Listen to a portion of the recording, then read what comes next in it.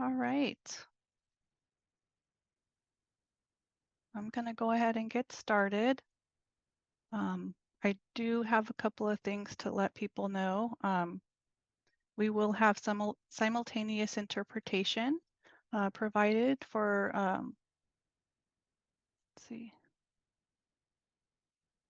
So English speakers, you may need to select English as your language.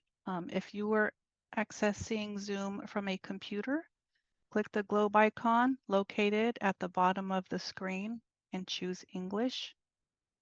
If you're accessing Zoom from a smartphone, click the three dots on the bottom right of the screen, choose language interpretation, choose English, press done on the top right side of the screen. I am going to hand things over to our Spanish interpreter. Thank you. Hola, ¿qué tal? Buenas tardes. Voy a dar las instrucciones para poder accesar el servicio de interpretación simultánea. Si desea accesarlo, tiene que, en caso de que esté utilizando una computadora, hacer clic en el símbolo que aparece en la parte inferior, que es un globo terráqueo. Ahí tiene que seleccionar español y también está la opción para silenciar el audio original. En caso de que se esté conectando con un teléfono inteligente o en una tableta, puede hacer clic en donde dice más, los 3 puntos, y después interpretación, selecciona el idioma, español en este caso, y finalizar. Gracias and thank you. Thank you so much for that. Just also a quick note for everybody, ASL is not available this time around, but we do offer captions for this meeting. So to enable or disable captions, please click the More button and choose your caption of choice. Next slide, please, Arvin. All right, I keep getting all these notifications of people admitting, so it's really nice to see people joining. Good evening, everyone. I'm Adelina Paez, an air pollution specialist at CARB. I work in the Clean Transportation Outreach section here at CARB. I'm also the regional outreach liaison for the Northern and Central. We kind of take turns doing that. And hopefully we'll have someone on board in the next few months to help out. I also am a liaison for the planning and capacity grants. And I also am the tribal coordinator for the mobile source control division. So just a quick shout out, if anybody ever needs some CARB presence or would like to know more about any of our projects or programs, please feel free to reach out to Arvin or myself, and we would be happy to assist you with that.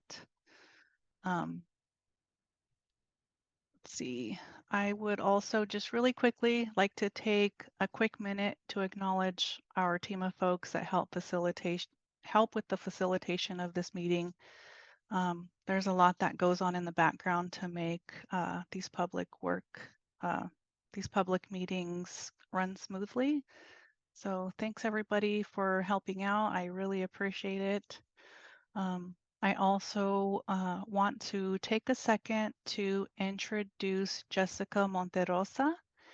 She, I think she's on here. I just wanted to introduce her really quick. If you want to just do a quick wave. Jessica. Hello, my name is Jessica Monterosa. You'll be hearing more from me starting next month. Awesome. I lost my slide. Awesome. All right, so Jessica will be taking over the facilitation of the evening community meetings starting in January. So you won't have to stare at my face anymore. Also, let you all know that this meeting is being recorded and will be available in our meetings and workshops webpage. If I can have our email monitor drop that link in the chat. Next slide, please.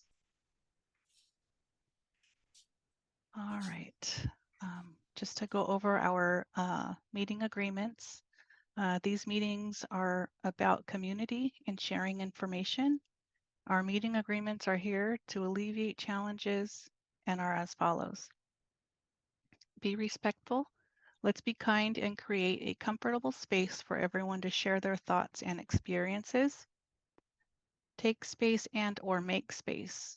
If you have a lot to say, great. We encourage you to ask questions, but please be mindful and leave room for others to participate as well. Listen to understand. Listen without judgment or jumping to conclusions. And lastly, consider equity. We all aim to develop solutions with fairness and equality in mind. People from all over California are here to work together on the clean transportation incentives. These diverse perspectives can help us overcome barriers. So with these agreements in mind, let's continue. Next slide.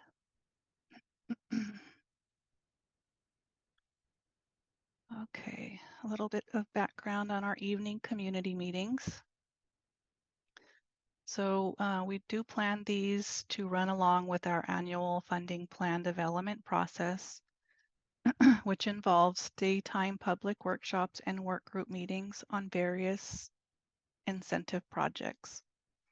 However, we do understand the community members face unique challenges attending these meetings compared to representatives from industry, government, or non-governmental agency. So in effort, CARB continues to host monthly evening community meetings to make it easier for community members to engage with us. We do keep these as like summaries for people who can't attend the daytime meetings, and they are typically about 4 hours long. So we do try to condense everything to make things a little bit easier for folks. And by having them in the evenings, we're hoping more people can make it. So our goals for these meetings are to provide a space for community voices and priorities, brainstorm solutions for clean transportation needs, highlight key funding plan information, and foster ongoing communication between staff and community. Next slide, please. And a little bit about an overview of today's agenda. First up, we have a recap of the fiscal year 2023-24 planning and capacity building request for applications presented by Violet Martin, who is the lead staff on this project. Then we will have a recap of Imperial County community tour, the community tour presented by Arvin Ocampo, who was the lead staff in the planning of this community visit, which was super exciting from personal experience. It was so nice to be there and hang out with some of the community members and hear what they had to say. After that, we will follow with a quick 5-minute break, and then we will return to recap and get an update of the fiscal year 2024-25 funding plan board presentation led by Stephanie Parent. Please note that we will have a Q&A after each presentation for questions, and we will also open the floor at the very end of this meeting for any further comments or questions that for people who didn't get a chance to ask their questions or comments during the entire presentation. So with that, I will hand things over to Violet. Go right on ahead, Violet. Thanks, Adelina. Good evening, everyone. So I'm Violet Martin. As Adelina mentioned, I'm the planning capacity building lead here at CARB, and I'm going to give a brief update on our plans to launch a planning capacity building request for applications. So just before we get started, I will give you a heads up that I often shorten planning capacity building to just planning, and for ease, request for applications, RFA. So hopefully that doesn't get too confusing, but I'll try to let you all know what I'm talking about if it does. So, okay, next slide, please. So CARB has actually been funding planning capacity building through several of our programs since 2019. We recently created a dedicated funding category under the Clean Mobility Investment umbrella. And the purpose of this was so we could provide communities more tailored resources and tools that can support early project development, building networks and relationships, as well as connections to varied funding opportunities, and help for organizations to develop capacity for building transportation equity into communities with the greatest need. Last year, we had a joint request for applications, or RFA, for planning, clean mobility in schools, or CMIS, and the Sustainable Transportation Equity Project, or STEP. So this was the first RFA for planning as a dedicated funding category. And before we released this RFA, we worked with the public to co-develop an understanding of transportation equity. The result was transportation equity occurs when the transportation system addresses unique transportation barriers by improving quality of life of low-income communities and communities disproportionately impacted by air pollution or who lack access to housing, jobs, and services. So with this at the forefront, planning helps achieve transportation equity by improving local understanding of residents' transportation needs, preparing communities to implement clean transportation and land use projects, and developing a foundation for organizational and community capacity building. Next slide, please. So last year's RFA started with an initial $5 million.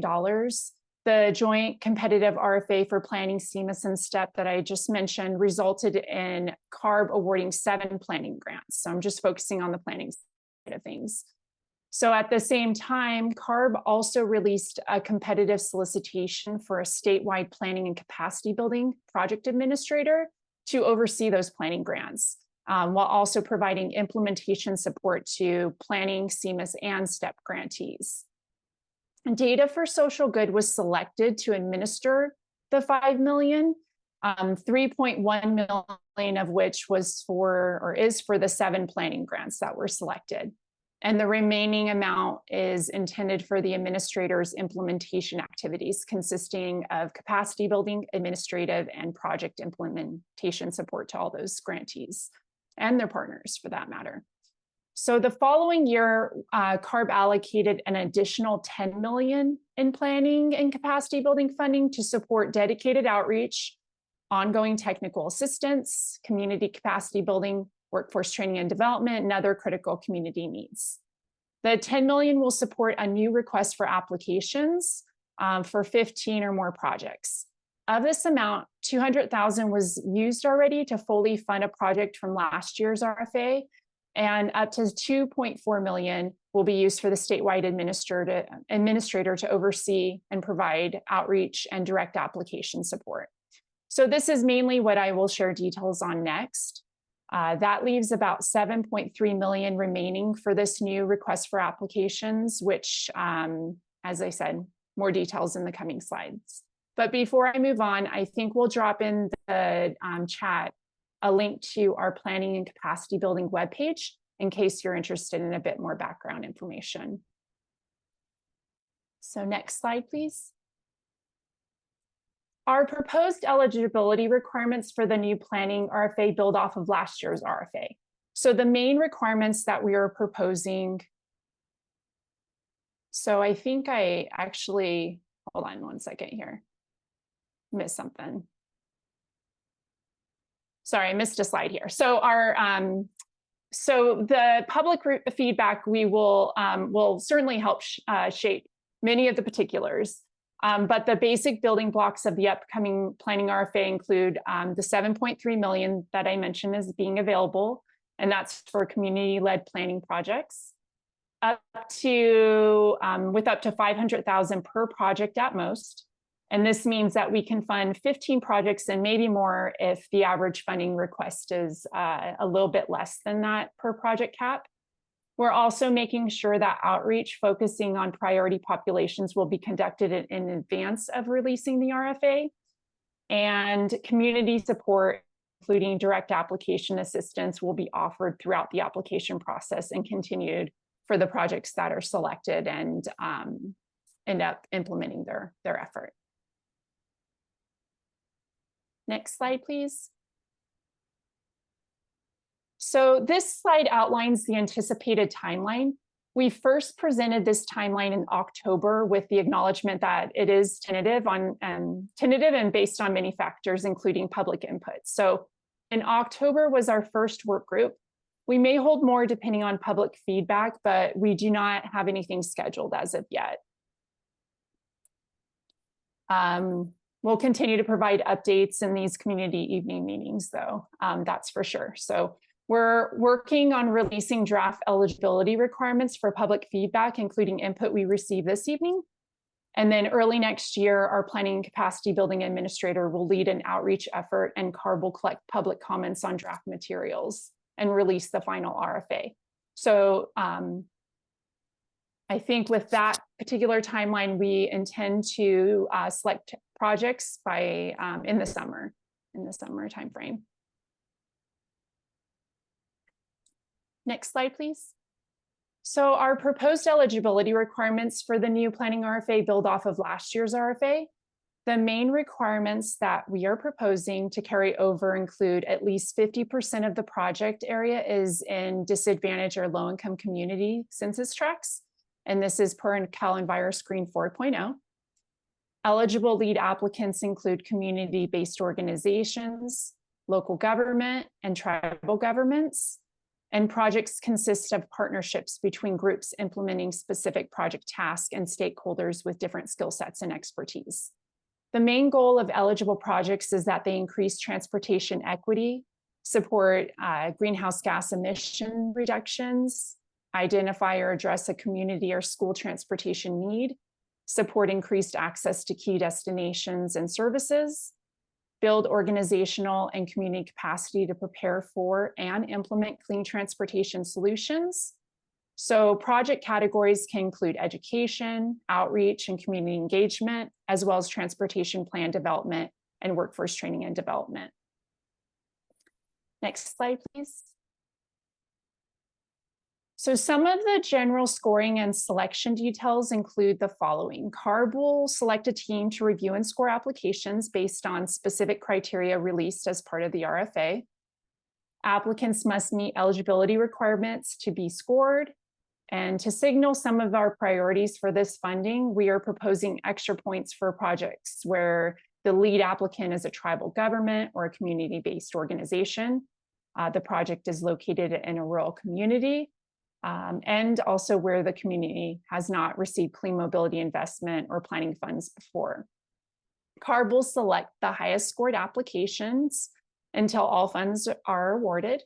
And then with that, that's pretty much all I was presenting at this time, but we'd like to take your comments and questions if there's any specific proposed eligibility requirements, project types, application selection sections, or if there's anything else about the scoring or selection process you think should be further refined or discussed. So any ideas or suggestions are on the table.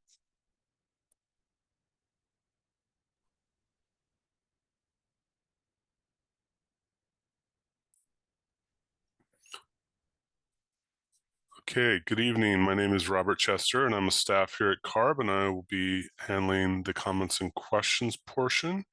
At this time, we'd like to open the floor for any comments or questions regarding Violet's presentation on planning capacity building applications. So if you would like to ask a question, please click Raise Hand under the Participant tab in Zoom, or you can tap Raise Hand in the More tab under Zoom Mobile, or you can press 2 to raise your hand if you're joining by phone.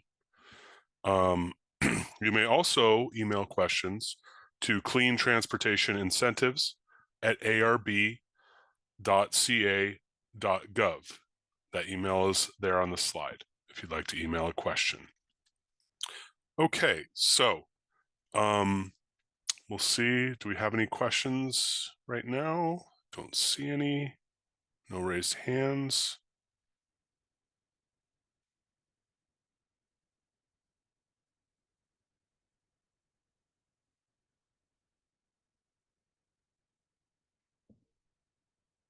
None in the email. Can wait a moment.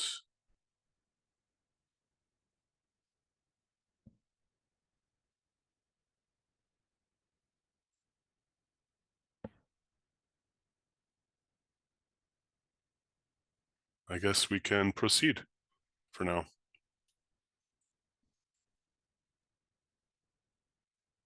Okay, well, thanks. I just wanted to mention there will be other opportunities to share feedback, and we'll be releasing some draft guidelines to help with that conversation as well. So thanks, everyone, and have a great afternoon, great evening.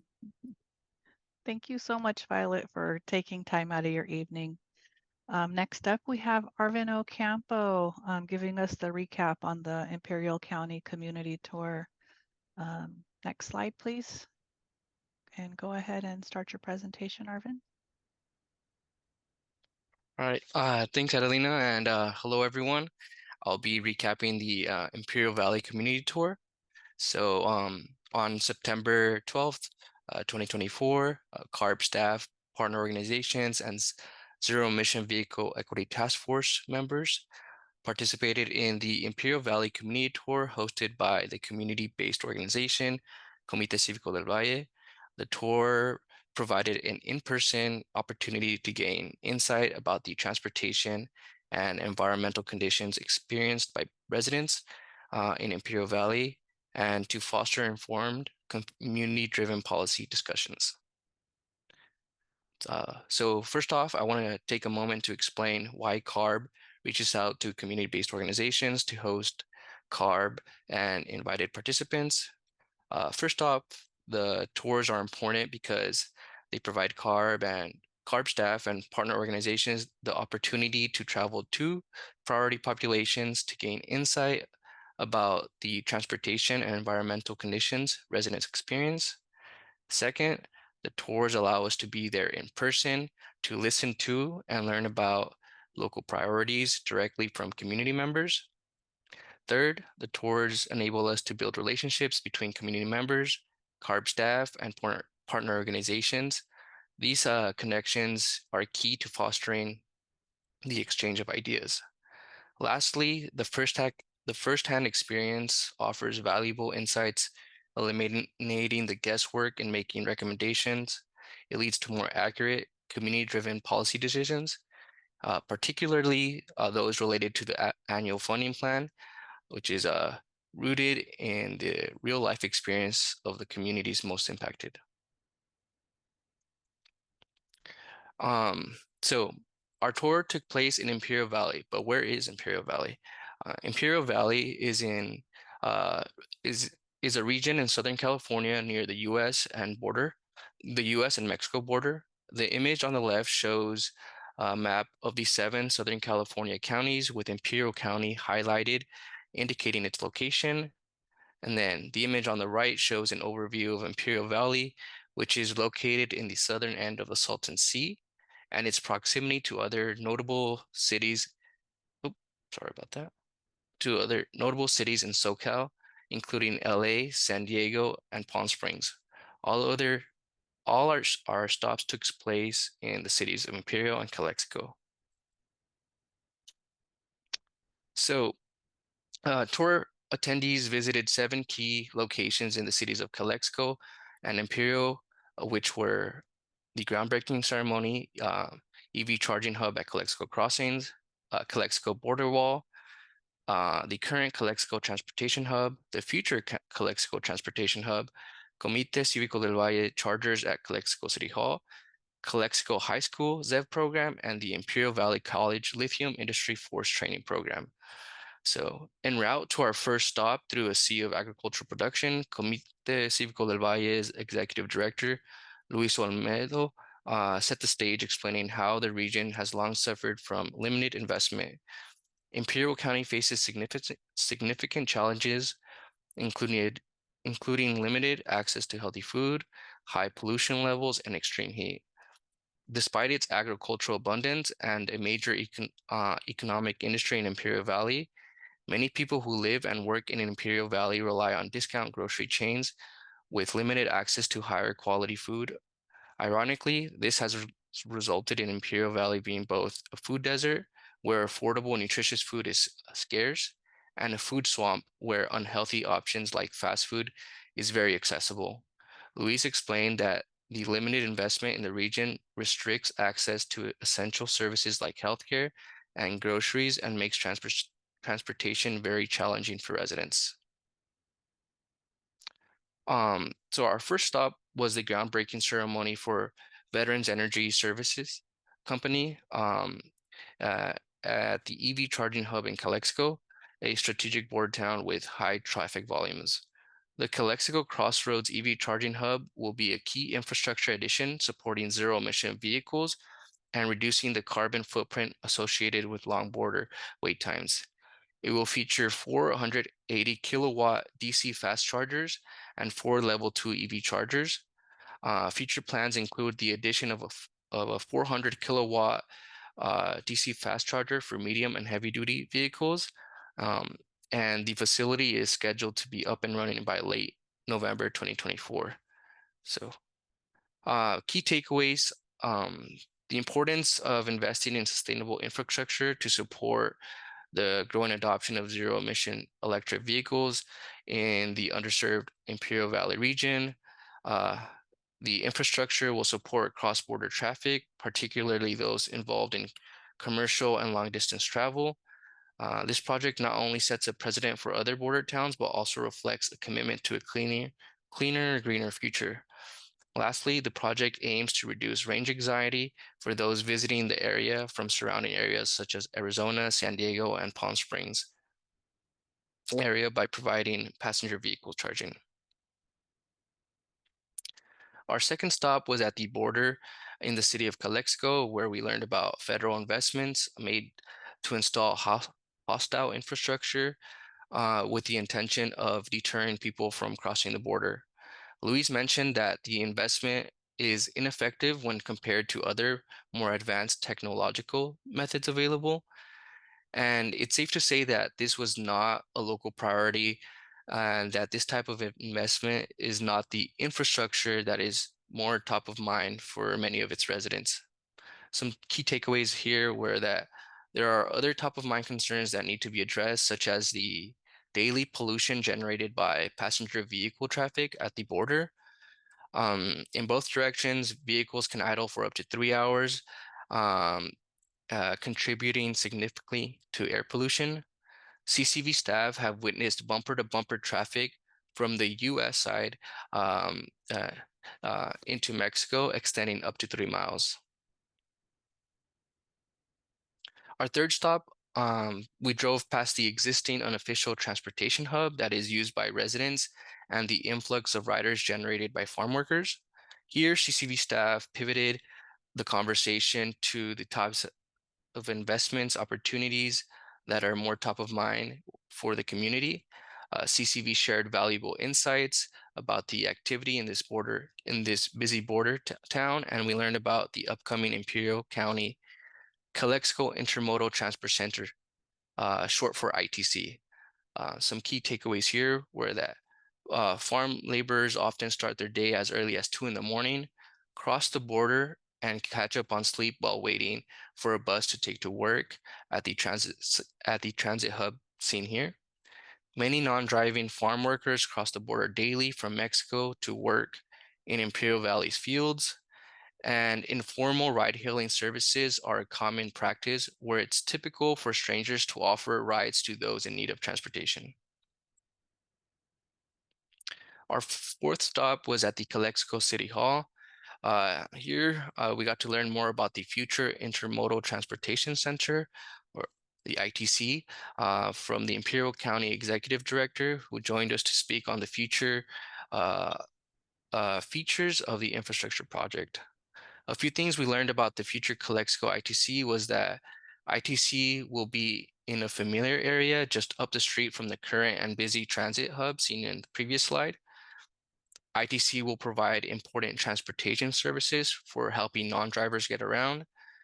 ITC will include transportation services such as public buses, on-demand rides, farm worker buses, taxis, and long-distance bus routes. Lastly, ITC will help with reducing pollution generated by border activity by providing transportation options outside of a personal vehicle. Some key takeaways is that the Calexico ITC is more in line with top-of-mind infrastructure investments that aim to solve local and specific transportation challenges specific to the region.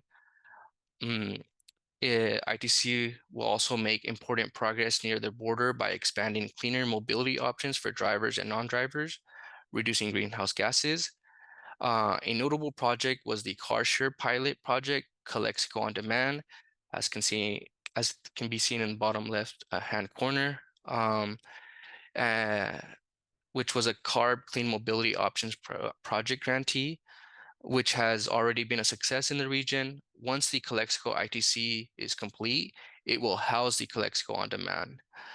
And the new Calexico ITC will incorporate design features such as pedestrian-friendly street design with safer intersections, landscape architecture that considers the region's climate with shade trees and drought-tolerant landscaping, farm labor-specific bus/trailers loading zones, and the ITC will include properly lit areas at night. Construction is expected to begin later this year. Our fifth stop was at Calexico City Hall, where we learned about CCV charging stations and the Lithium Valley 40 EV Charger Equity Initiative, which aims to deploy 40 EV chargers across Imperial Valley. CCV in-house technicians opened the chargers for us all to see and learn more about.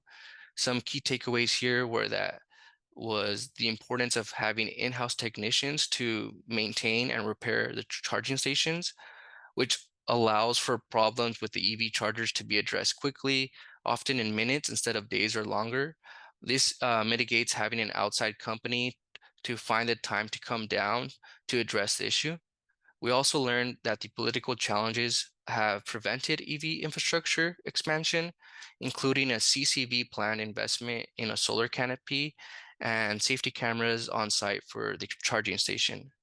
Luis also shared a story with the group about a nearby resident who was unhappy with part of the infrastructure project and requested that it be moved.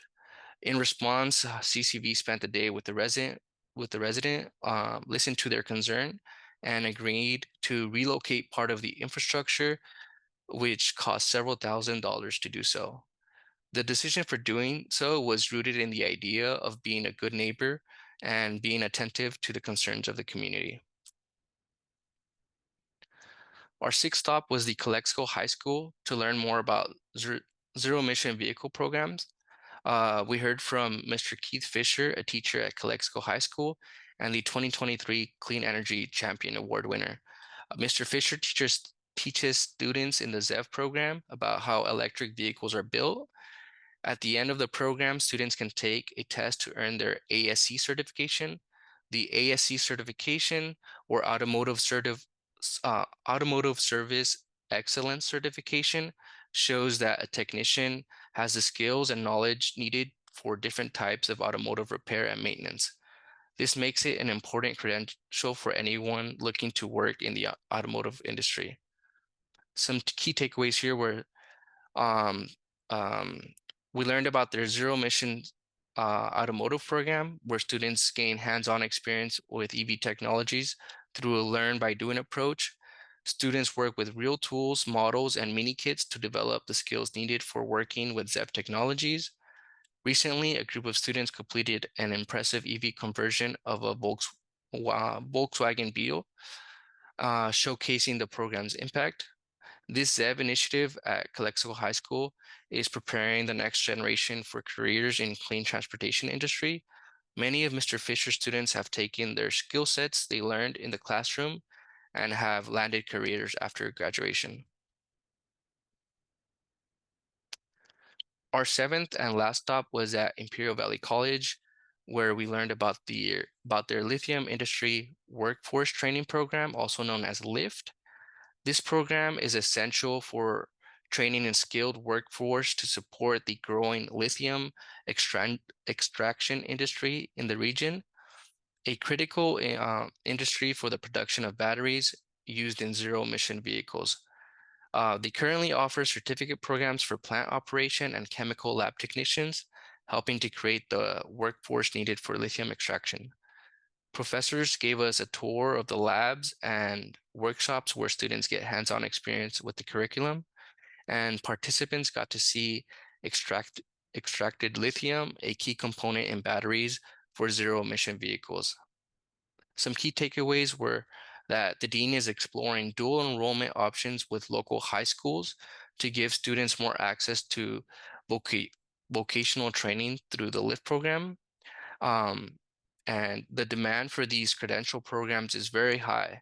However, the school doesn't want to take on or train more students than there are jobs available.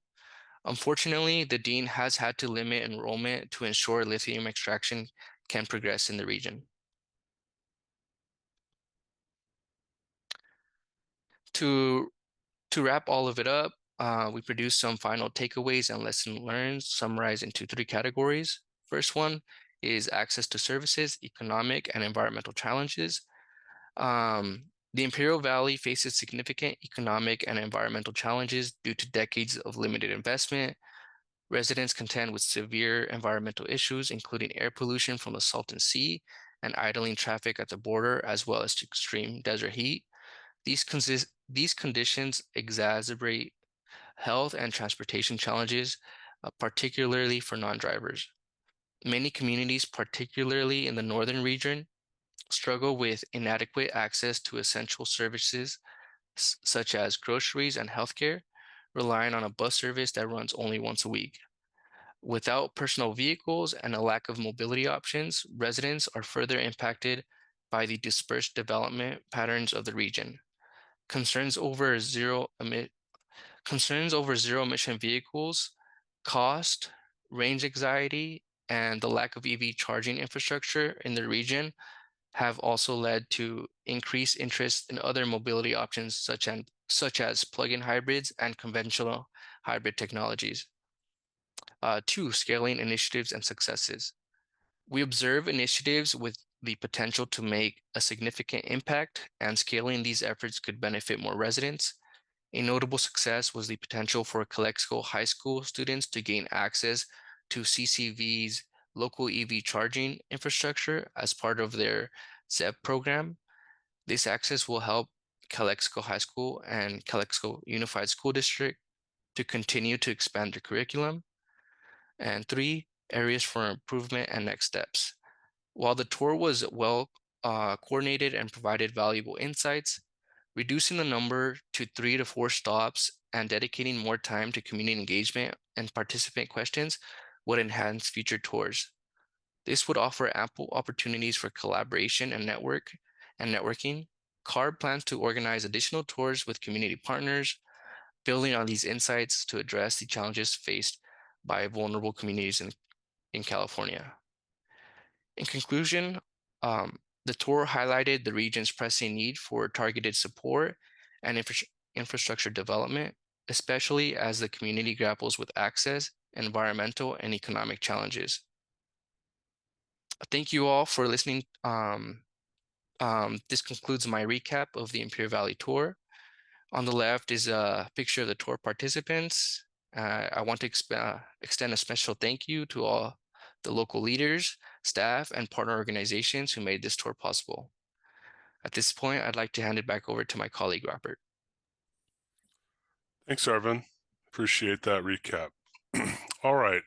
At this time, we want to open the floor for comments and questions regarding Arvin's presentation concerning the Imperial tour.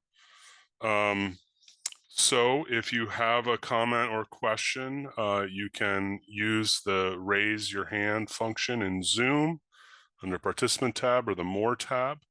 And if you're trying to raise your hand via phone, you can hit #2. And if you do raise your hand, I will call on you, and at that time ask you to unmute yourself, and then please state your name and affiliation before asking your question or making a comment. You may also email questions to cleantransportationincentives@arb.ca.gov. That email is also in the chat.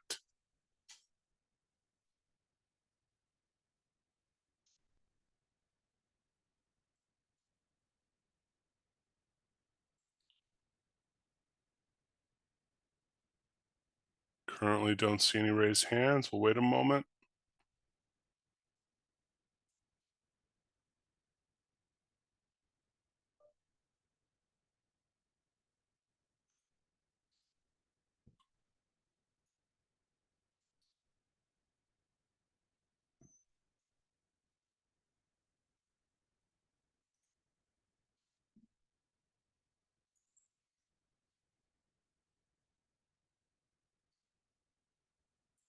There is a question in the chat. It says, I often read on the programs that are being offered to disadvantaged communities and the public. I noticed that though the development of hydrogen fuel cell vehicles is of interest, there's little information, education, and whatnot on programs, rebates, and incentives if it qualifies for. Is this information going to be developed, or is there a site or program in place for hydrogen and fuel cell vehicles? This is not related to the tour, but I don't know if there's anybody here who could address that question. If we have somewhere on the CARB website, or we can direct this person, maybe we can respond in the email. Hi, Robert. Yeah, we can always drop a link in the chat. I'm just looking right now because the California Energy Commission would be the organization that, excuse me, the government entity. And I forgot to apologize that I'm Stephanie Parent, and I lead our Clean Transportation Incentives Funding Plan. So the California Energy Commission, also known as the CEC, they have the authority dealing with zero-emission vehicle infrastructure, such as electric vehicle charging, but also for like clean hydrogen fueling. And we can definitely drop in the link in the chat for some information where you could find more information and also contacts. And we could also, help coordinate that if that was needed. And We do have some some vehicle incentive programs that do offer fuel cell vehicles. And we can drop that in the chat as well and respond to the person's email offline to give us time to gather resources and make sure that it's correct. Okay. Anybody else want to add to that?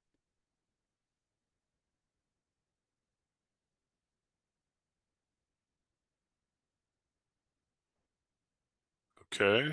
At this time, I don't see any raised hands. There don't appear to be any more questions in the email. So I guess we can move forward for the time being. Okie dokie. Sorry, my voice is cutting out just a little bit. All right, it sounds like we are at perfect timing. Next slide, will you pull the break slide up, please, Arvid? It is about 5:45 now. Let's reconvene in about 5 minutes. So we'll meet here at about 5:50. That works for everybody. Just a quick little break. And then we'll come back for Stephanie's presentation on the funding plan. Can someone confirm that you can hear me speaking? I can hear you. Okay, Can hear you. awesome. Sorry about that, it disconnected. Worries. Okay, so up next we have the fiscal year 2024-25 funding plan board presentation recap and update by Stephanie Parent. So go ahead, Steph. Catalina. Oh, good evening, everyone. Again, my name is Stephanie Parent, and I'm the lead staff person for CARB's Clean Transportation Incentives Funding Plan. And we also call that the funding plan. So on November 21st, we presented the proposed fiscal year 2024-25 funding plan to the CARB board for their consideration. This evening, I'll first go over some general information and project updates that we provided to the board for projects that did not receive any funding this year and that did not have any proposed policy changes. Then I'll go over the recommendations that staff made for how to allocate funds and our proposed policy changes for several projects. Next slide. So over the past decade, funds allocated to the variety of projects in our incentives portfolio have increased overall. Some of these funds have benefited priority populations. Earlier projects, such as the Clean Vehicle Rebate Project and the Clean Truck and Bus Voucher Incentive Project, which is also known as HVIP, focused on getting zero-emission vehicles and equipment adopted by a lot of people and companies, what we call the mainstream. In fiscal year 2013-14, greenhouse gas reduction funds became available, and CARB was directed to tailor projects toward people who live in disadvantaged communities. So that year, 0% of our funds were specifically directed toward priority populations, and you can see that on the graph on the slide. But as projects matured and more projects launched, we and our partners began to increase the percentage of funds benefiting this group. And so you can see that later in fiscal year 2021-22, 53% of funds benefited priority populations. And in fiscal year 2023-24, 60% of funds benefited that same group. Next slide.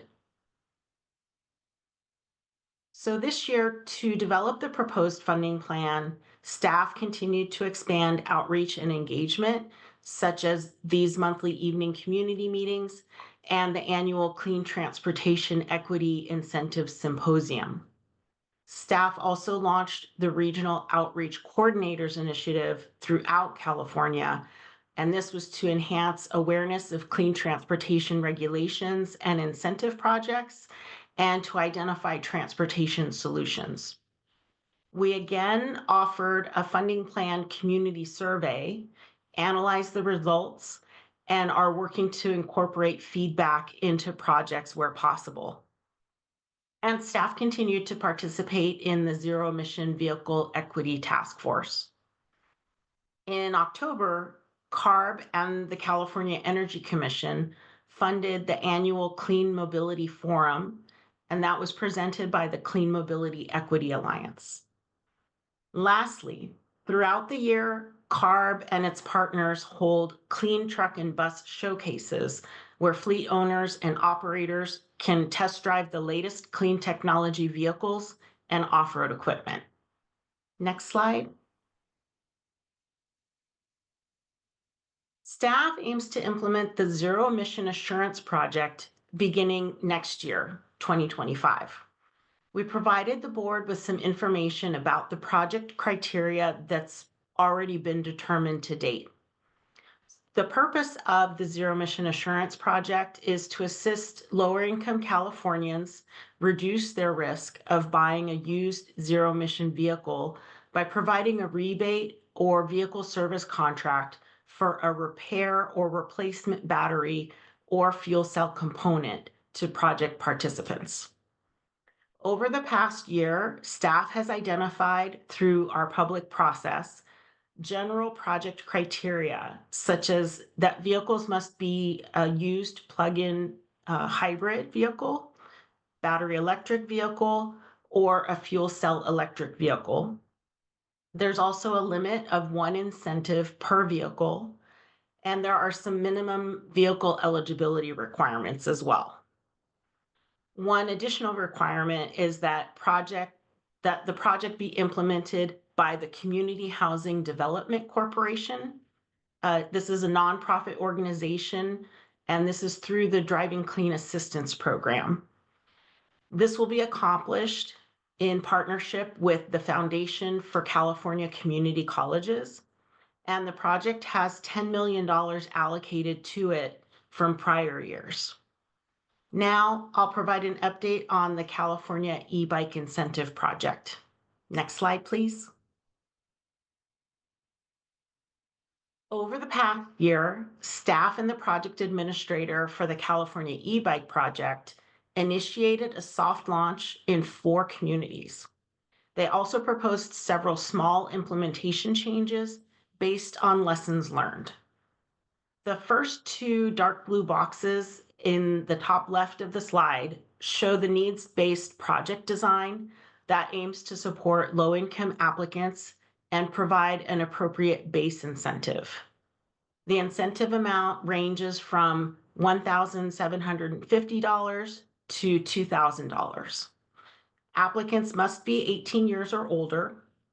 Households must have an income at or below 300% of the federal poverty level. So this is less than or equal to $45,180 for a 1-person household, and less than or equal to $93,600 for a 4-person household.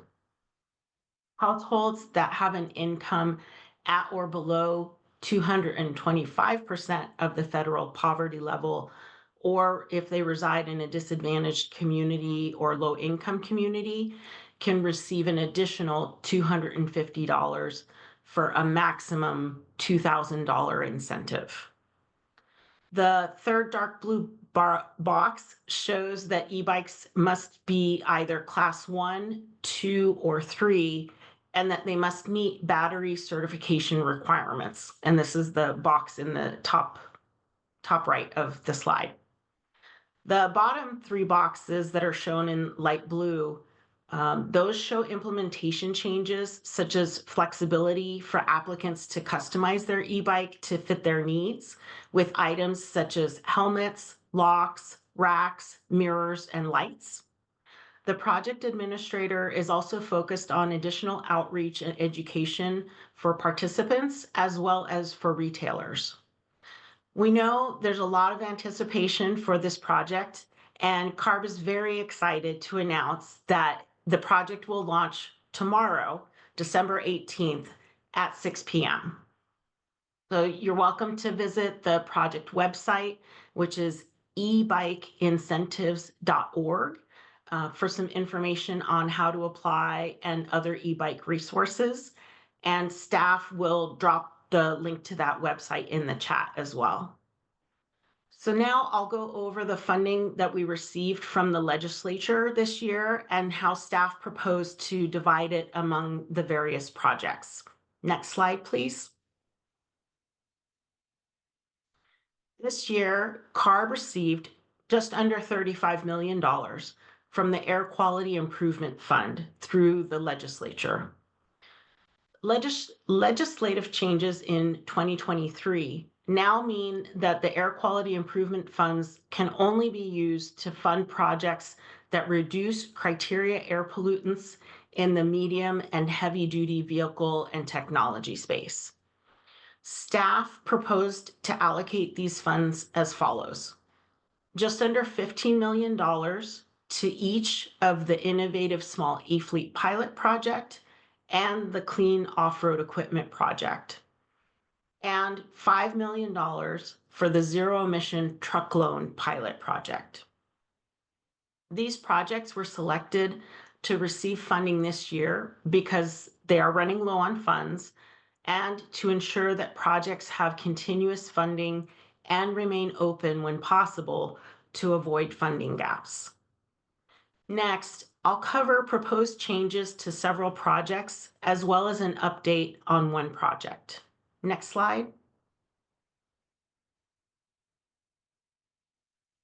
Innovative Small E-Fleet Pilot Project explores new solutions to barriers that small fleets face. Since its launch in August 2022, the project has invested approximately $70 million to support 105 small fleets with innovative solutions to accelerate the adoption of zero-emission medium and heavy-duty vehicles. As of December, there are approximately $30 million available for this project. And this year, staff proposed to allocate just under $15 million in addition to that $30 million that already existed. Next year, staff plans to work with interested parties to explore other ways to meet small fleet needs, such as the design of a used truck voucher concept.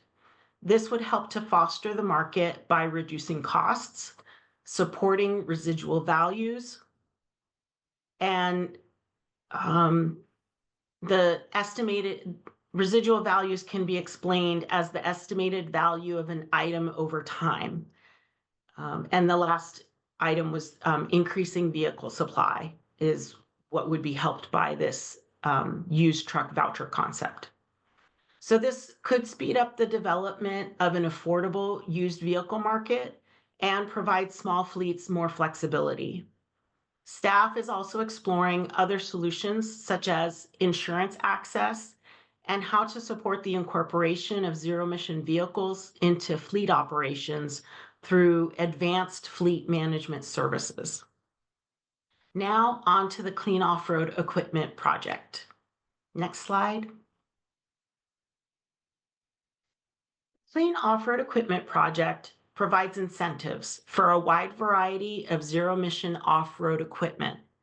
Today, there are 500 model configurations of zero-emission off-road equipment available in the project. This comes from 61 different manufacturers. The project has provided over 3,000 vouchers for off-road equipment purchases, plus an additional 27,000 pieces of zero-emission commercial landscaping equipment. As previously mentioned, staff proposed to allocate just under $15 million to this project, with funds becoming available in the summer of 2025. Plus, another $4 million remaining for commercial landscaping equipment that will be available early next year in 2025. Key policy recommendations this year include to direct this year's limited funds only to small businesses and public agencies, to graduate zero-emission off-road terminal tractors, which are specialized vehicles used to move semi-trailers and shipping containers in places like ports and warehouses, to move those to other incentive programs. And last, increase the incentive amounts for the largest forklifts now emerging on the market. Next up is the zero-emission truck loan pilot project. Next slide, please. The zero-emission truck loan pilot project provides expanded financing opportunities to smaller fleets that wish to purchase heavy-duty zero-emission vehicles. This year, staff proposed to allocate $5 million to this project. Since this project is newer, there were no proposed policy changes this year, so we as staff provided the board with project updates. The project opened on May 1st of this year. $14 million are available and are made up from the $5 million allocated this year, as well as in fiscal year 2022-23, and the remaining funds from the now closed Truck Loan Assistance Program, which was the predecessor to this program. In addition, we anticipate that the State Treasurer's Office will receive match funding from the Federal Inflation Reduction Act to enhance the loan support projects next year. Lastly, CARB closely coordinated with the California Energy Commission to create and fund an accompanying infrastructure support project for zero-emission fueling infrastructure. Southern California Edison is also funding a similar loan support program for customers in its service territory. Now, on to clean truck and bus voucher incentives. Next slide. The Clean Truck and Bus Voucher Incentive Project, which I mentioned earlier is also known as HVIP, continues to support the cleanest available technology with over 160 models of zero-emission trucks and buses from 52 different manufacturers. HVIP has provided about 9,000 vouchers for these vehicles. This year, staff proposed 5 project criteria changes. First, increase the incentive amount for zero-emission truck conversion kits from 50% to 75% relative to a standard new truck voucher. Second, launch a new pilot voucher certificate process for Class 2B vehicle purchases. Class 2B vehicles are full-sized delivery vans. Third, reduce the maximum allowed vouchers from 20 down to 5 vouchers per fleet that can receive double the funding amount of a standard new truck voucher to ensure that funds are available to more small fleets.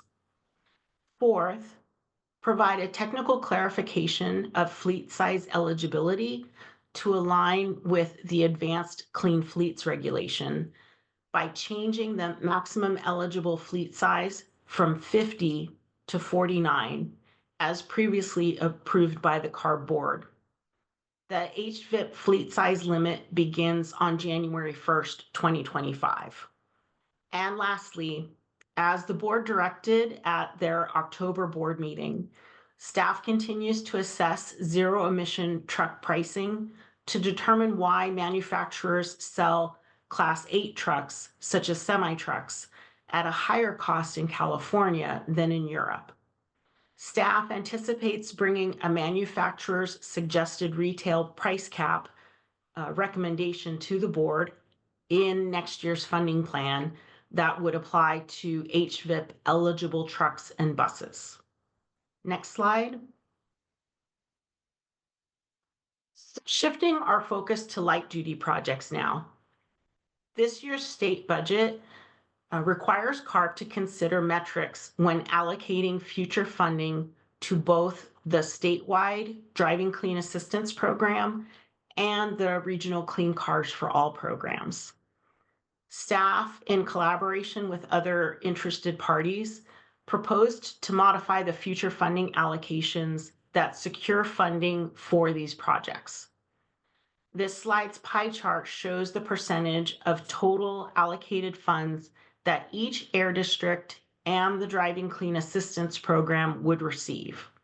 So the majority of funding, about 91%, would go to the 5 regional air district programs and 9% to the statewide Driving Clean Assistance Program.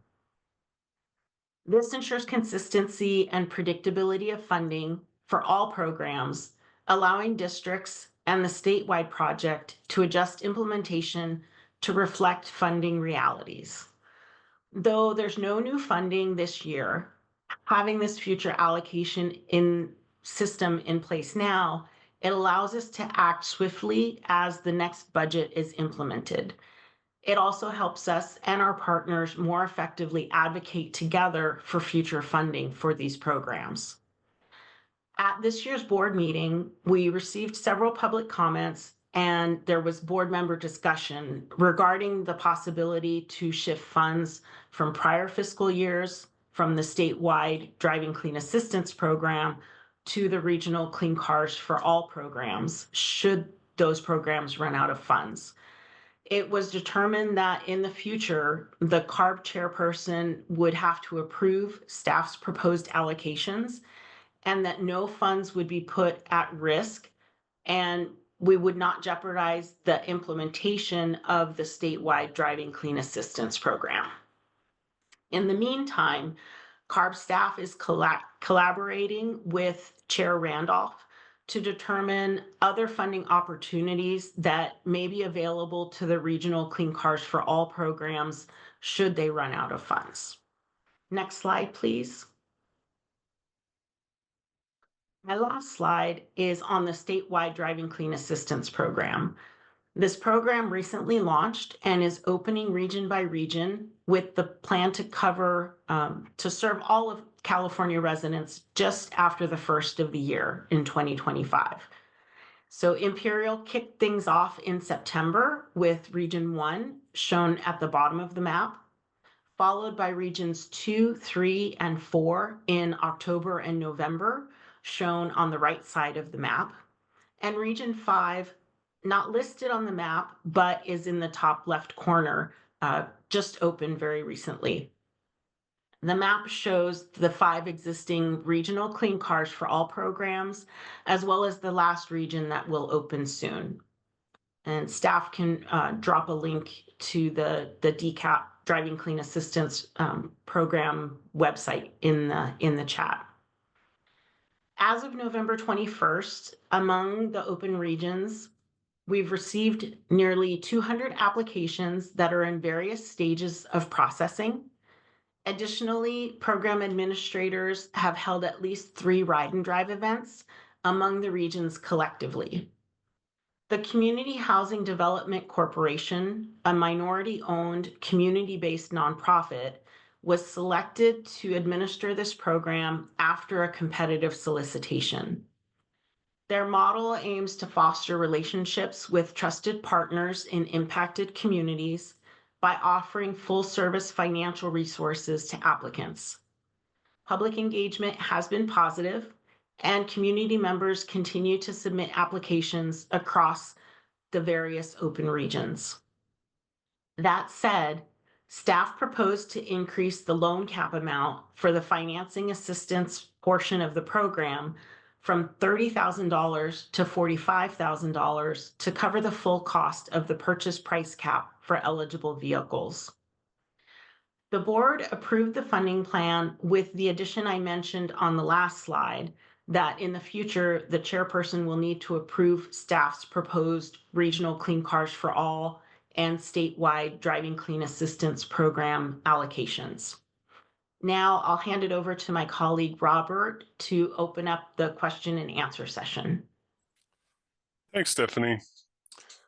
Okay, folks, Robert Chester here, CARB staff. Before I go into my spiel here, I just want to acknowledge that there are people who have their hand up or have been trying to raise their hand and have been unsuccessful. And I will get to you as soon as I go through my instructions here. So if you would like to ask a question or make a comment, please use the raise hand function on Zoom under participants or on the More tab. And if you are joining by phone, you can do #2. So once I've called on you and you unmute yourself, please state your name and affiliation, if any, before asking a question or making a comment. You may also email questions to cleantransportation.arb.ca.gov. So you can also email questions there. Okay. So first of all, Beverly Deschaux, sorry if I'm mispronouncing your name. Thank you for your patience. I saw that your hand had been up earlier. I must have raised it right at the break, so appreciate your patience. Please unmute yourself and go ahead and state your name and affiliation and ask whatever question or make whatever comment you have. Thank you. Hi, thank you for taking my call. Beverly Deschaux, good pronunciation. I'm with the Electric Vehicle Association, California Central Coast. And I was on my phone and for some reason there was not an option to raise my hand on the Zoom on phone. So I'm now on my laptop and I can get it. So I have some questions from last time as well as for this time.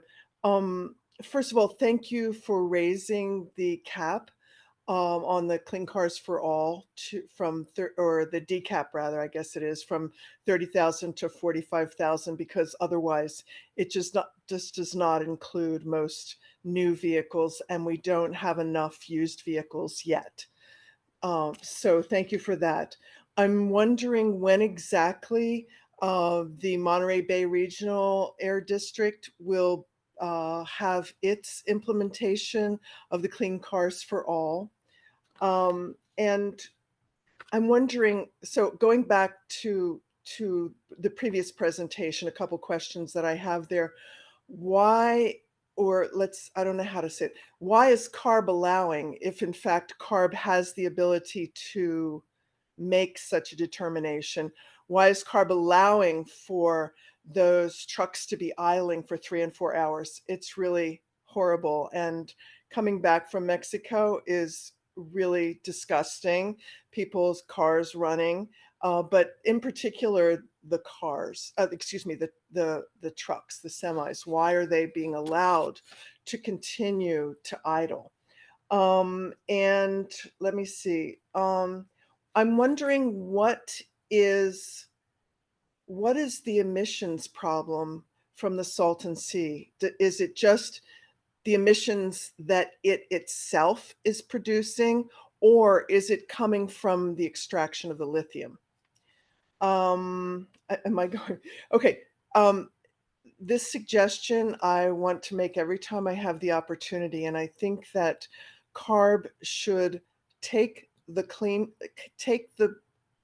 ICE cars that they're removing in the Clean Cars for All and give them to community colleges for the purpose of teaching their students how to do conversions.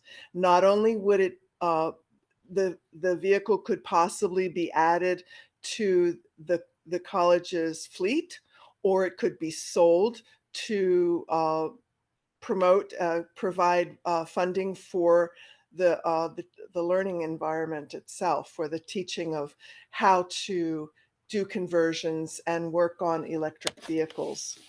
Also,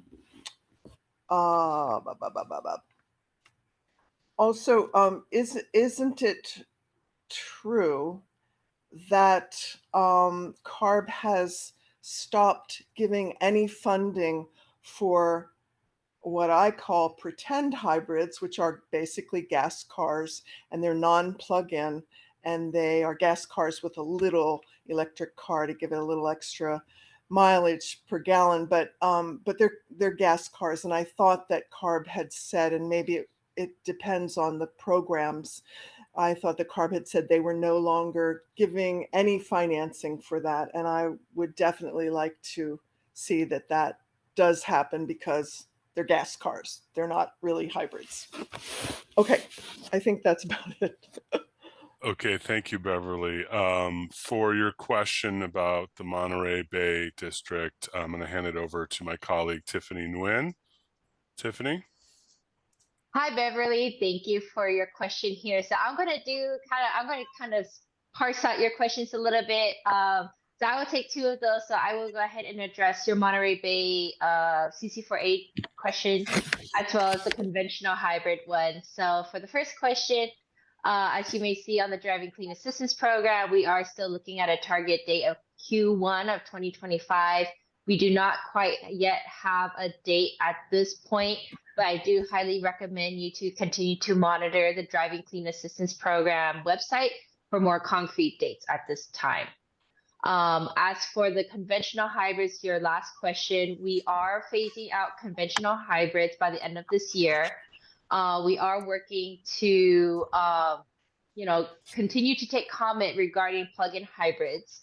So for right now, we are making these iterative changes amongst the CC4A and DCAP programs. I hope that answers your question, but I will go ahead and turn it on over to the rest of my team, who may be able to answer the rest of your questions. Thank you. Thank you. Tiffany, this is Stephanie Parent. Beverly, thanks so much for your comments and questions. It's all very helpful. As far as the idling trucks at the border, I know CARB, we do have an idling rule, I'll call it, where you're not supposed to idle trucks, I believe, for more than 5 minutes. I'd have to look at the website for more information on that. And I didn't quite catch if you were talking about idling trucks on the US side or the Mexico side. With Mexico, we don't, we don't have authority over another country, but I know that we do have a lot of partnerships and relationships with Mexico to try to, work on issues at the border. But yeah, that might be something that we need to get some other staff at CARB that maybe work on that more directly to, be able to provide some more information about that. So we have everybody's contact information through the registration, so we can always follow up with you after the meeting. And then as far as Salton Sea emissions, I think that would be a similar thing. I know emissions at the Salton Sea, from what I know, is complicated. And so I don't know all of the information or answers off the top of my head, but we do have other people, staff people at CARB that work on that, and we can always get you more information and connect you with them later on if needed.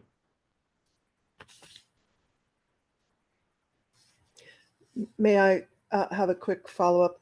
Is the 5-minute limitation on idling trucks, is that anywhere in the state, or is that just at the border?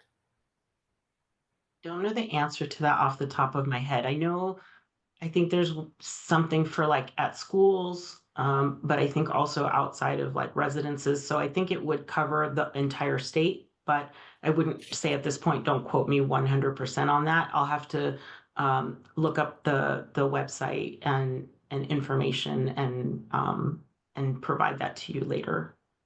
This is Andrea And what- Morgan. I also work on heavy duty vehicles at the California Air Resources Board. Stephanie, you're correct. It does apply everywhere in the state. There are some more stringent idling requirements at schools, so it applies to more vehicle types. And most heavy duty engines that were produced after, I believe it was somewhere between 2006 or 2008, are set up so that they automatically turn off the cycling if the vehicle hasn't been moved for 5 minutes. So that's something that is kind of built into design of most vehicle types now. Excuse me, so is that just for Class 8, or what are the rules for other classes of trucks and buses? Well, I don't know about buses. Let's stick to trucks. Yeah. Yeah, so on the truck side, the 5-minute limitation applies to vehicles that are 10,000 pounds or greater. I'm blanking on exactly what class type that is, but that is a little bit smaller than the Class 8 vehicles, which are typically 14,000 pounds or larger. And is CARB, is there any anything that's giving consequences if that doesn't happen, like those ones that you were talking about for 3 hours idling at the border? So there is a hotline that folks can call to report if you see vehicles that have been idling for too long, and that, or you can submit a complaint online, or that's something also that many of the local air pollution control districts support enforcement efforts on. And I can drop a link to where some of this information is available on our website, and that has some of the complaints and where that can be lodged too. Excellent, thank you. Thanks all for all of your work, yeah. Okay, thank you, Beverly. We're going to move on to some other folks with some other questions and comments. Arlene, I'm going to try to unmute you. Arlene Kovchek. Let's see if this works. Let's see if you can unmute yourself, Arlene.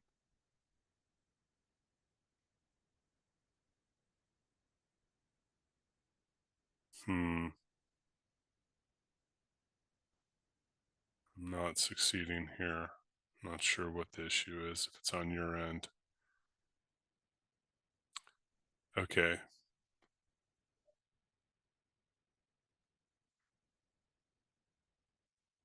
Hey, Robert, Yes. it looks like she did send me an email. So I'm just going to read them out loud Okay. for you, Arlene. I'm not sure what's going on with the I with can the unmuting. actually talk Oh, now. Hello, there can we you hear me? go. Oh, Great. So I was composing an email to the email, official one, when you had that up. So I did not see the button, but I hit send. So now you have the first two to the invite email, and now a better email composed to that email on the screen. Okay. I'm looking at the CARB list of zero emission vehicles. Thank you very much for that list.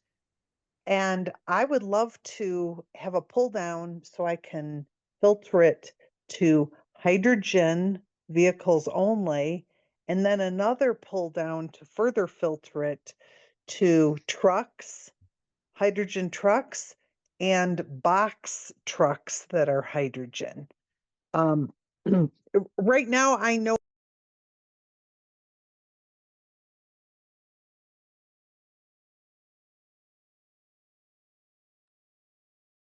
It sounds like we may have lost her. Arlene's muted again. Yeah, you're muted again. okay, There we how go. is this? Yep. Okay. I don't know how that happened. Where did you lose me? You started talking about filtering down to the level of box trucks. Yes. And so I have found that you have the Nikolai Tre, TRE, on there, which is a hydrogen truck, and you have the I can't go back to the other screen because it'll stop me from it'll mute me again. You have the Hyundai Exient. Are there any other trucks on that list that I can't figure out because I don't have a filter? I'm asking staff right now if there's anybody who could assist you here.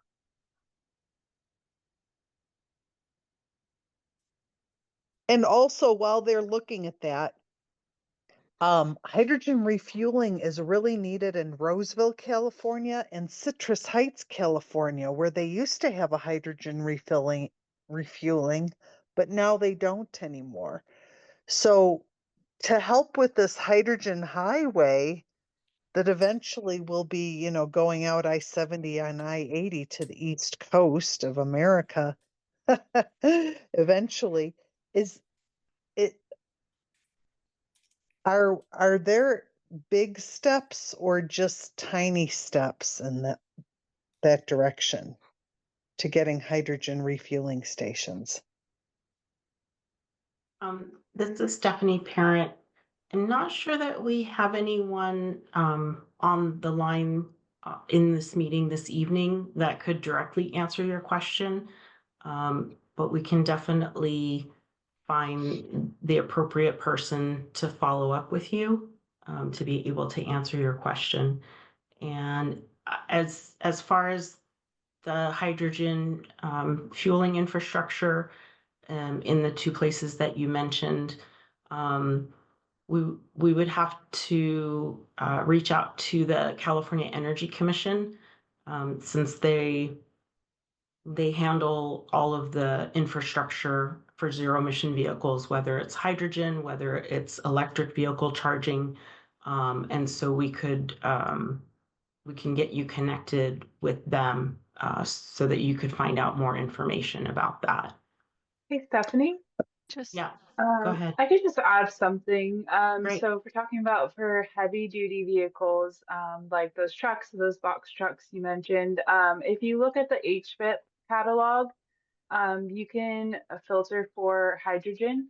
I'm not sure which catalog you said you were looking at. It sounded like you were talking about the light duty zero emission vehicle catalog with all the different options. But if you're looking for those heavy duty vehicles that you could, that folks could possibly get incentives for on the HVIP program webpage, you can filter for hydrogen and see what kind of trucks are available to receive incentives. Okay, maybe you could put that link up because that's Yeah. not the link I'm on. I'm on CARB, C-A-R-B, or no, ARB. I'm on www.arb.ca.gov/app.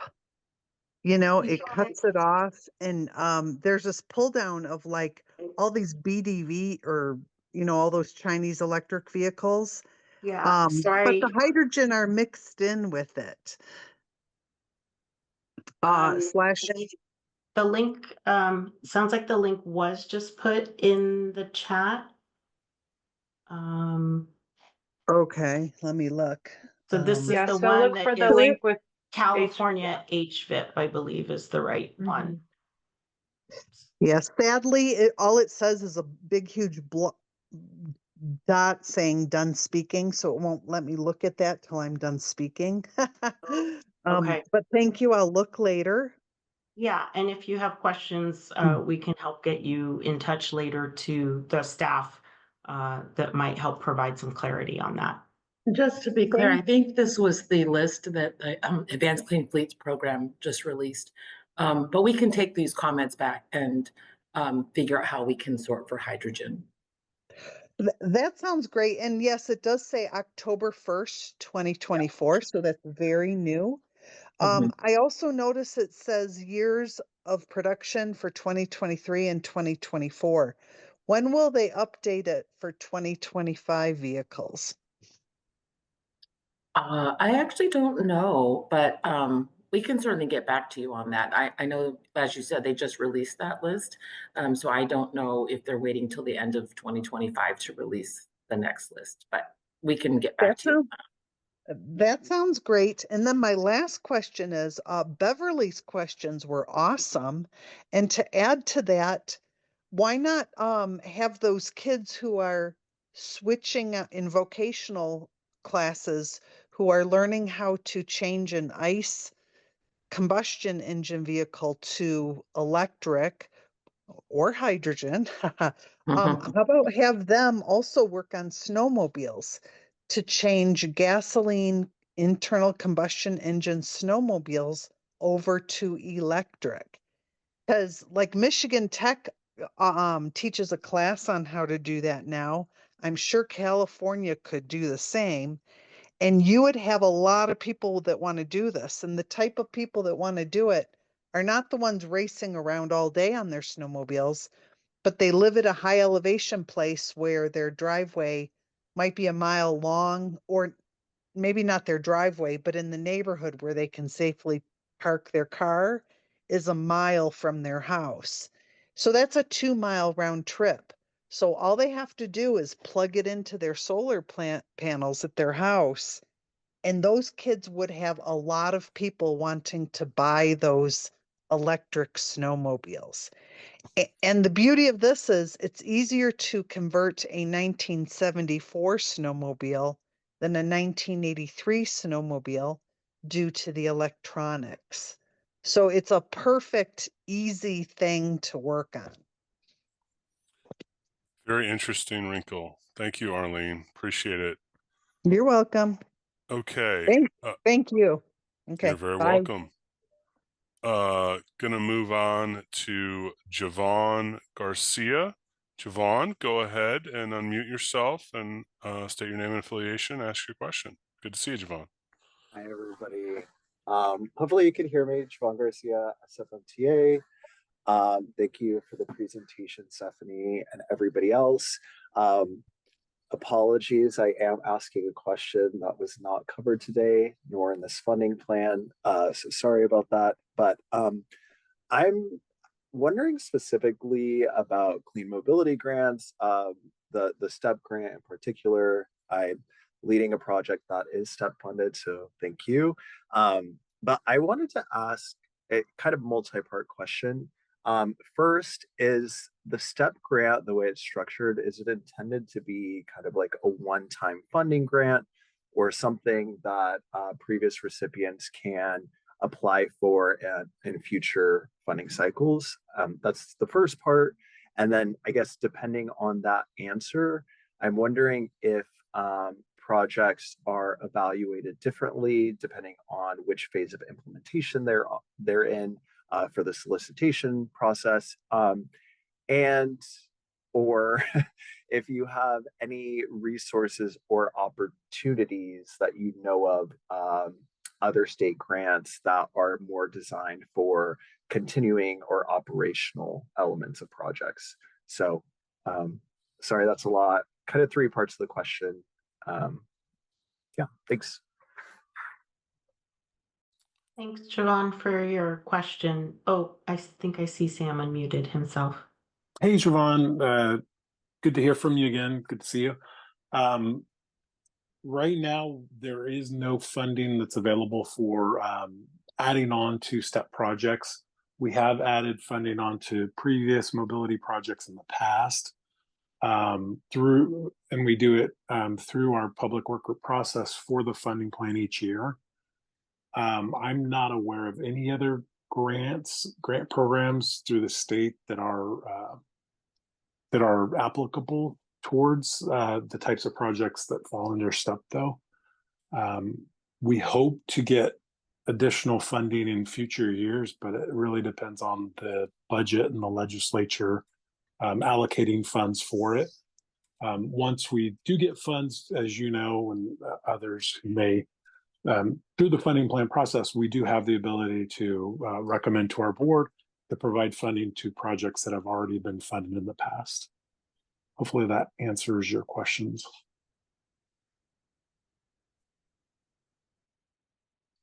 Yes, thank you. I guess the question to the work group involvement, the recommendation that funding is continued or reallocated, is that just through involvement, or is there some kind of like evaluation process that takes place that we should be aware of? During the funding plan work group process, if we do get recommendations from stakeholders that we should offer funding for previously funding projects, yeah, we do talk about what the criteria would be for previous grantees to be eligible for that funding. We've done that in the past. And the criteria that we would or could create for STEP would be dependent upon what the criteria currently is for those projects and any additional things that are brought up during that process. Okay, great, thanks. Just for, I guess, full context, we have our project ends March 2026, and so I know this is kind of a very early conversation, but we were kind of told that our unallocated funds will go back into the general fund. So looking within the next year to find other funding opportunities. So just wanted to, I guess, start that conversation early. But thank you. Yeah, we could have staff reach out to you and continue those discussions.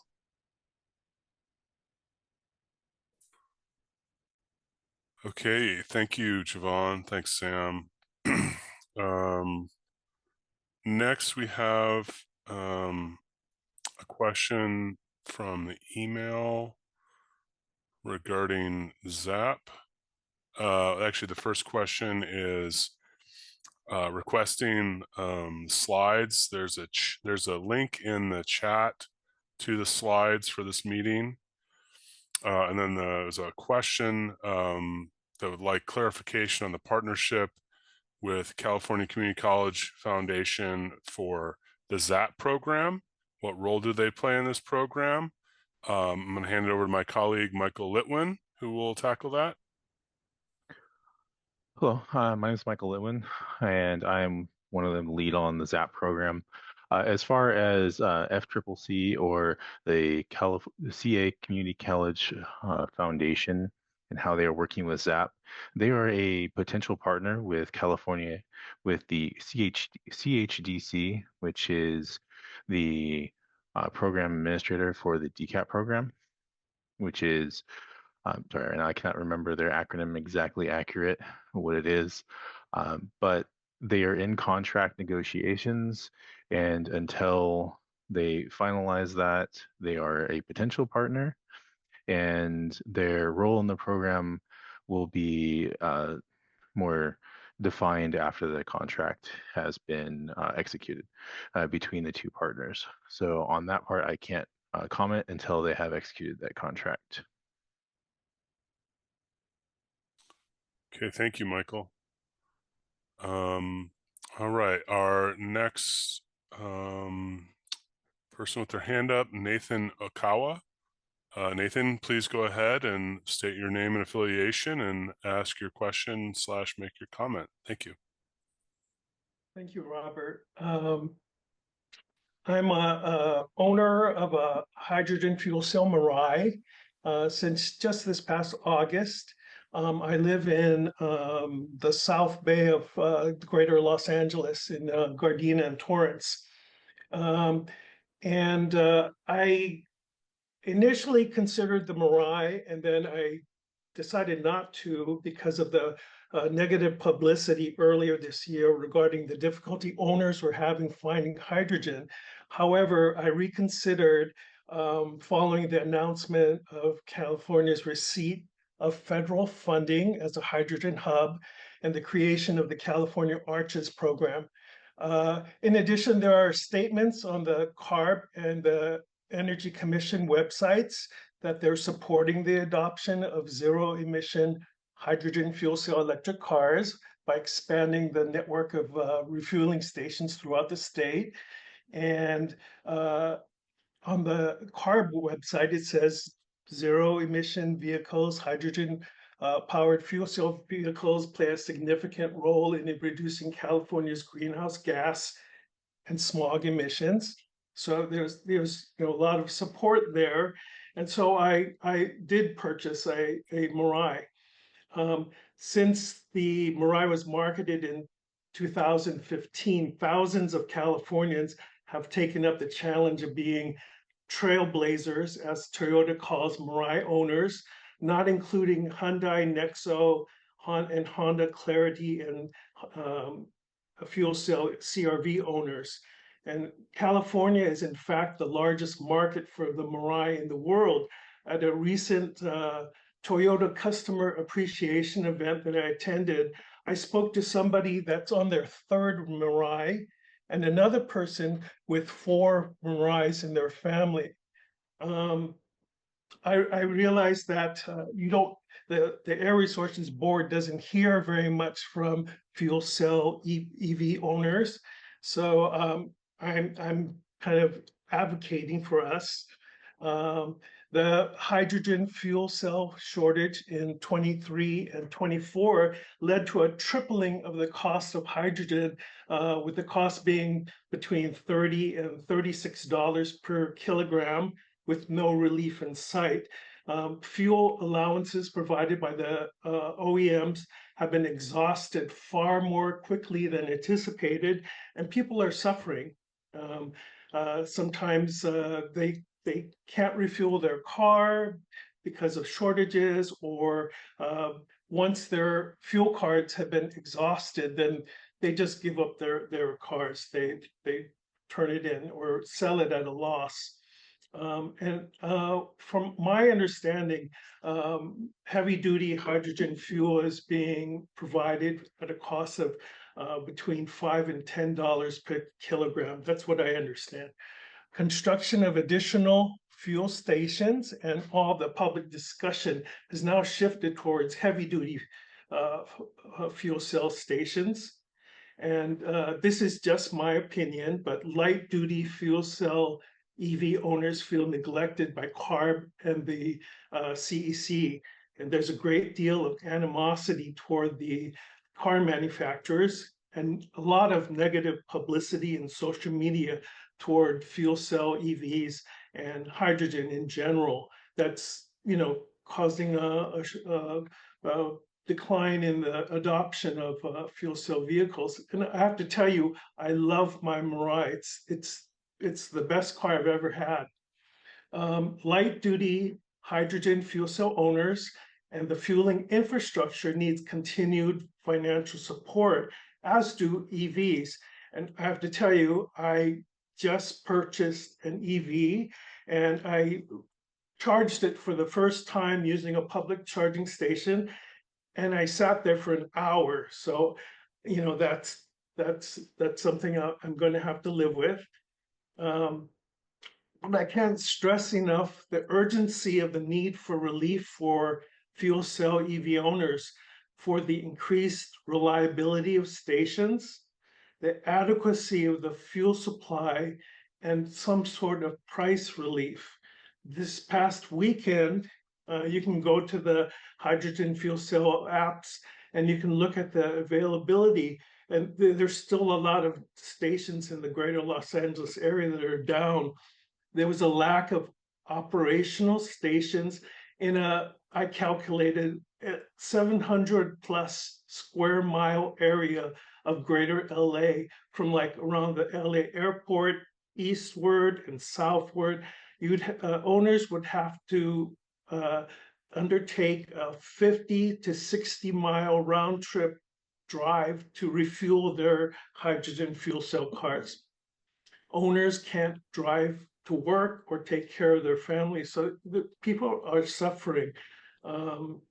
And without further support, resources already invested by California in the hydrogen fueling infrastructure will be wasted. And I think I read the word in one of the reports, stranded assets, as the number of hydrogen fuel cell EV owners continues to decline. The AB8 required annual reports mentioned the annual assessment of the hydrogen refueling network in California. It mentions a hydrogen fuel customer outreach event to help identify prioritization for potential public support programs. And they were planning to host at least one event. I look forward to reading this feedback in the upcoming 24 report. These are my questions. Is CARB working with vendors to increase the number of fuel stations? Number two, is CARB considering some sort of pricing relief for consumers of hydrogen? And three, if California is going to reinstate rebates for zero-emission vehicles, well, will hydrogen fuel cell EVs be included in the rebates? Hydrogen, this is my last statement. Hydrogen fuel cell EV owners have taken up the challenge for clean air. Please don't forget them. I understand that California's financial resources are extremely limited. And one proposal that I've thought of is just concentrating on working with vendors to increase the reliability of existing stations, ensure the supply of hydrogen, and provide some relief for the cost of hydrogen. Low-duty fuel cell EVs, their needs are complementary to the needs of medium-duty and heavy-duty fuel cell vehicles. And I'm just looking for some sort of support.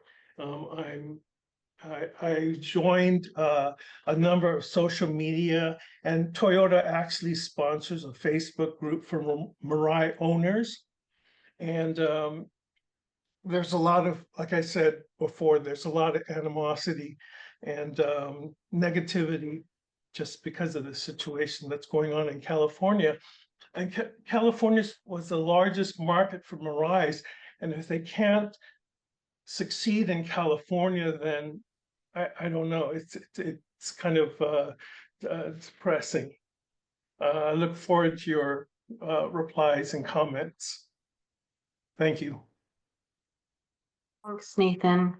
I appreciate the comments and the questions that you asked. And I wanted to also say that I had seen the comment and the slide deck that you had submitted for the funding plan board item in November. And I really appreciate that you shared all of that with us and just really, yeah, took the time to put all of that together.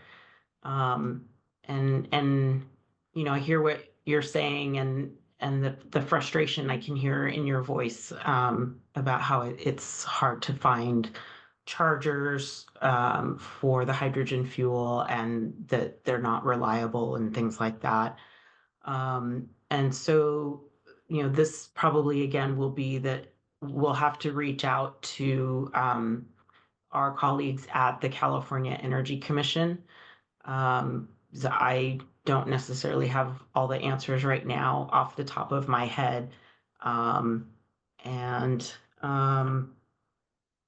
As far as rebates, you know, we do have in our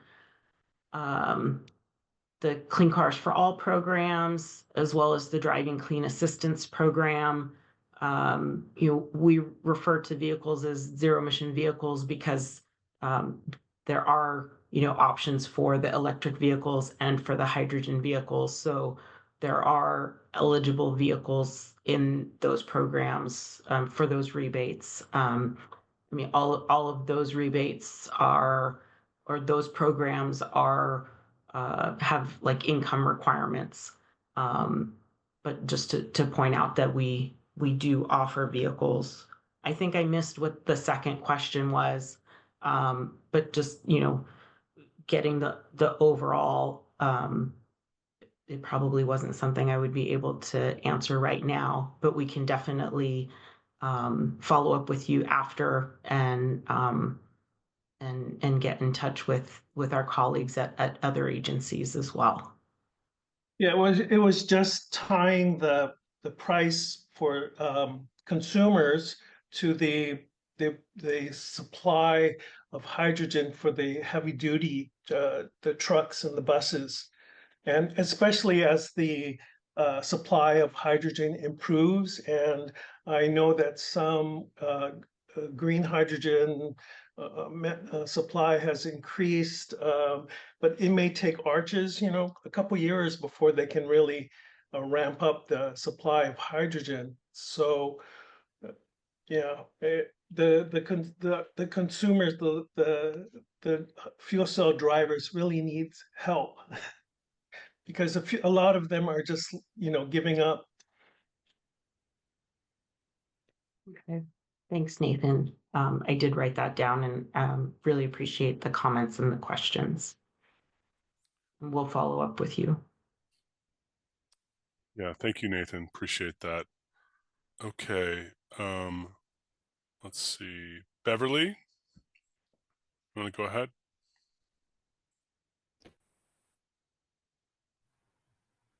Hi, thank you for taking it again. I wanted to say something about hydrogen, but I had too many questions before, so thank you for allowing me to speak now. The reason that they can't find charging stations is because it has been shown to be unworkable. I think there were maybe 17 fueling stations in California. 5 of them recently were closed by Shell. Shell has been in business for a long time. They can see the writing on the wall. Hydrogen has 1/3 the energy density of battery electric. Most people are charging overnight who have electric vehicles, and I only charge my car twice a month, and I spend maybe 30 minutes at the fueling station to fuel from 20% to 85%. So, and anybody has electricity. We already have that. The infrastructure for charging stations can be as much as 1.4 to $4 million to $9 million even for one charging station. In order to make hydrogen, it requires a great deal of energy to produce it, to compress it, to be able to ship it over our roads. It's highly explosive, highly corrosive, and leaks. And then it goes to the fueling station and then is dispensed to the vehicle. And then the vehicle has to turn it back into electricity again.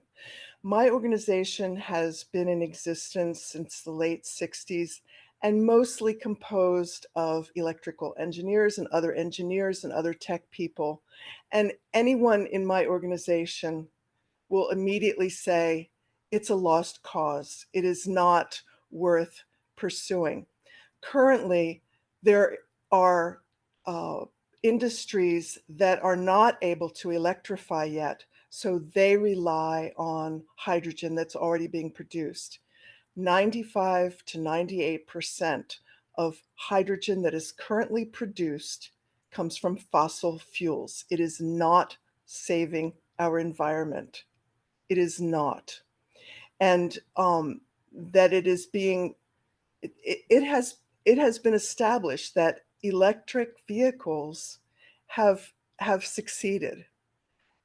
All levels of vehicles can be used, made, bought in electric vehicle, battery electric. It is way more efficient and way, I can't say, I don't know about the maintenance, but we know that the maintenance on electric vehicles is very low. So there is that advantage as well. The fuel, yes, it is costly because it is costly. There is no green hydrogen to scale, and the likelihood of it becoming available at scale is very remote, even with all of this funding Beverly, from the I'm sorry, federal I'm gonna have to government. interrupt. Okay, We're running out of time. Appreciate your okay. comments I as said always. my piece. Thank you. You're welcome. We need to move on at this time. So thank you everybody for your comments and questions. I'm going to hand it back to my colleague Adelina. Thank you, Robert. Also, Beverly, just to keep in mind, you can also email any questions or comments to our Clean Incentives email box. Thank you. Let's go to the wrap-up slide. All right, just a couple of reminders here. Okay, sorry guys. I just want to go over some wrap-ups and next steps for the 2025 calendar coming up. Next slide, Arvin. All right, so we have our incentives, e-bike incentives launch tomorrow. Woohoo! And then I also posted our next few evening community meeting dates. Just to let you all know, it's every third Tuesday of the month, excluding the month of June. June, as we finalize budget. Sorry, things keep popping up on my screen. And then in November is when we tie up everything for funding plan and present to the board. So we will not be presenting in November either. But other than that, we try to keep it very, very consistent. The next one will be January 21st at 5 p.m. And I will have to post those at a later date. But please feel free to email us with any questions or comments if you'd like to collaborate. Arvin, next slide, please. I just wanted to put up our email addresses here and also the Clean Transportation Incentives email box if anyone would like to contact us for anything else.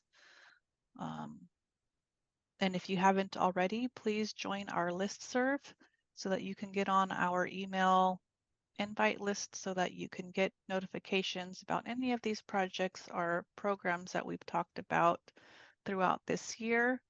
And for all the folks that are still on, thank you for hanging in there. I feel like we had a really nice, full conversation, comments, questions happening this evening. So we always love and look forward to that. And I look forward to seeing everybody next year. Have a good evening, everyone.